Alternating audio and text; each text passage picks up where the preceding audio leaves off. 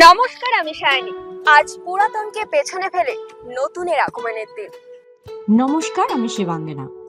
আজ বাংলা নববর্ষ। আইএফএ টিভির প্রতিটি দর্শককে আমরা জানাই আন্তরিক শুভেচ্ছা।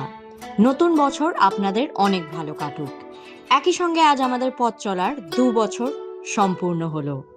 প্রথম দিন থেকে আপনারা আমাদের যেভাবে ভালোবাসা দিয়ে এসছেন, আগামী দিনগুলোতেও সেই ভালোবাসাটাই বজায় থাকুক, এই আশাই করি। আজ ময়দান জুড়ে উৎসবের পরিবেশ। দলের মঙ্গল কামনায় ক্লাবগুলো মেতে উঠেছে বার পুজোতে। ক্লাবের কর্তা থেকে খেলোয়াড় সমর্থকদের উপস্থিতি এক মিলন উৎসবে পরিণত হয়েছে। সেই উৎসবের ছবি আপনাদের সামনে তুলে ধরব।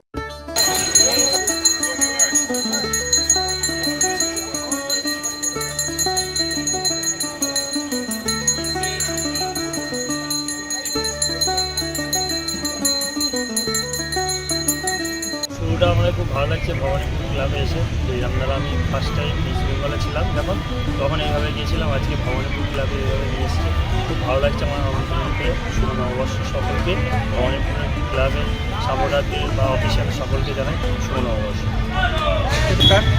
আমি জিতেন জানাই আজকে নববর্ষের কিছু শুভেচ্ছা। সবাই ভালো থাকুন, সুস্থ থাকুন, আর আমাদের ভবানীপুর ক্লাবকে সাপোর্ট করুন। এবছর যেন আমরা ভালো রেজাল্ট করতে পারি। একদম। আর আজকে তোমাদের বার পুজো ছিল, কিরম হলো পুজো? খুবই ভালো হয়েছে। আর বার পুজো মানে একটা যে আনন্দটা, তো বাঙালিদের সবার কাছে প্রিয়, তো ভালোই আনন্দ হয়েছে, পুজো হয়েছে। বার পুজো হয়েছে যেরকম চিরাচরিত আমাদের যেইভাবে আমরা করি, এবছরও সেম একইভাবে। তো সবাই এসছে, প্লেয়াররা এসছে, আমাদের কোচ এসছে, নতুনরা এসছে, টিভি সবাই এসছে। যেরকমভাবে একদম নতুন আশা নিয়ে শুরু করি, সেইভাবে আমরা। আর কিছুদিন পরেই সিএফএল, তো কিরম আশা করছো, কিরম টিম হবে বা কিরম ফাইট দেবে? যেরকম এক্সপেকটেশন, আমরা খুব কম বাজেটের টিম। আমরা প্রথম চেষ্টা করি যাতে কোনো রেলিগেশনের জন্য না যাই, তারপরে সুপার সিক্স যদি যাই খুব ভালো হয়। তবে আলটিমেট লক্ষ্য তো 1 বছর চ্যাম্পিয়ন হবার, তো সেই লক্ষ্য নিয়েই এগোবো।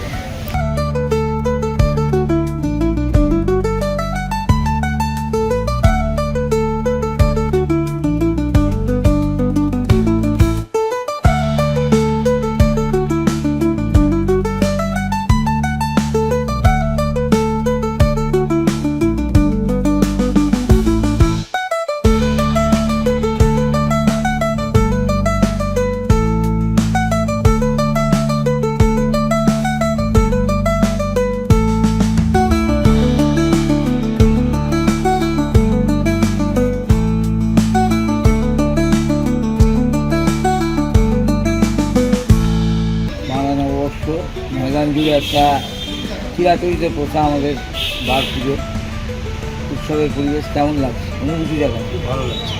শুধু ময়দানে এই পয়লা বৈশাখের দিন সব জায়গায় নেমন্তন্ন থাকে। আমার ক্লাবেও আমি সবাইকে নেমন্তন্ন করি, সবাই আসে, সবার সাথে দেখা হয়।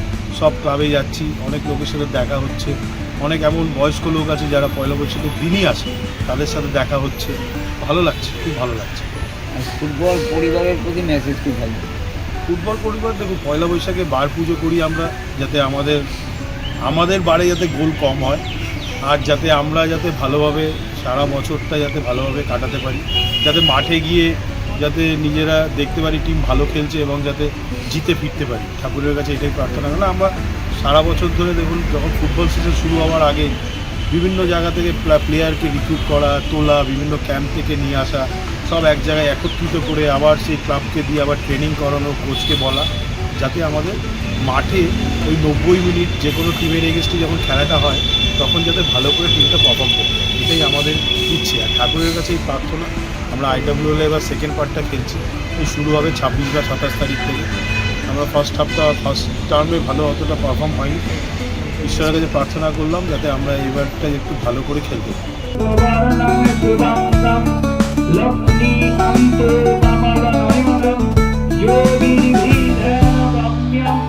বন্দে বিষ্ণু ভগবৎ সর্বলোকৈকনাথম নমো এতে মন্দপুষ্পে সর্ব দেবময় শ্রী হরয়ে নমঃ।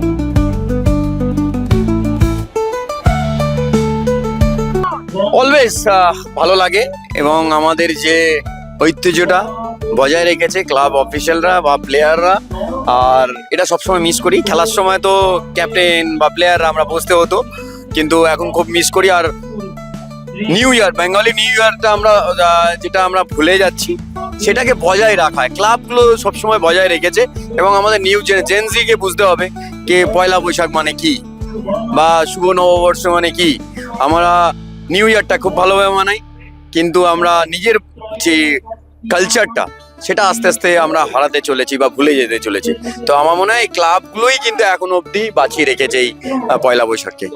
দেখো, আমাদের পয়লা বৈশাখ মানে বাঙালিদের একটা নতুন ক্যালেন্ডার বা মানুষের চলার নতুন একটা অধ্যায় শুরু হয়। আর আমরা এই বার পুজো থেকে শুরু করি, যাতে আমাদের আপকামিং সিজনের প্রত্যেকটা ম্যাচ যেন ভালো যায় এবং সকলে যেন সুস্থ থাকে।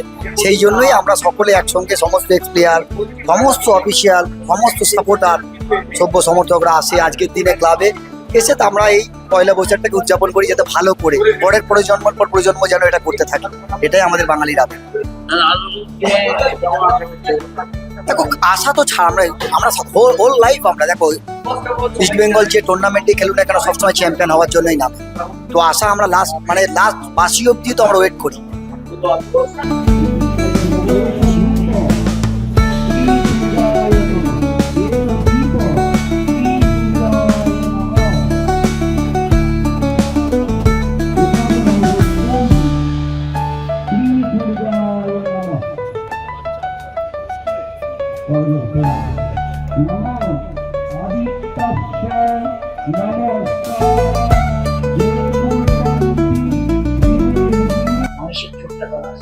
এগুলো সব প্রভাব ফেলবে কি ফেলবে না টেকনিক্যাল প্রশ্ন, ওগুলো অ্যাডমিনিস্ট্রেটিভ প্রশ্ন থাকলে করো।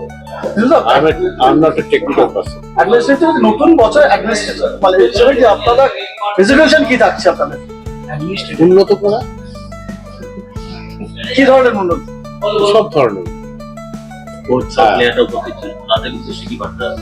না, তাদের উদ্দেশ্য তো রোজ রোজই বার্তা দিচ্ছে, আজকে কেন বার্তা দেবো? আমাদের টার্গেট হচ্ছে ইনফ্রাস্ট্রাকচার ডেভেলপ করো, যেটা তোমাদের হাতে আছে।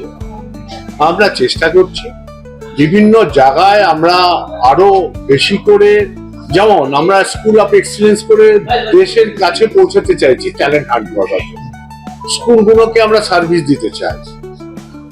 অলরেডি আমরা বাংলার বাইরেও বহু জায়গায় আমরা অলরেডি নক করে ফেলেছি। এইগুলোকে কত তাড়াতাড়ি ডেভেলপ করা যায়। ফুটবলকে এগিয়ে নিয়ে যেতে হবে। ন্যাশনালি যদি ফুটবল ডেভেলপ করে, তাহলে আজকে ইনভেস্টাররা কিন্তু নাক সেটকাবে না। ন্যাশনাল ফ্ল্যাগটা কত তাড়াতাড়ি ওড়াতে পারবে, এটা কিন্তু তবেই ফুটবলের ডেভেলপমেন্ট।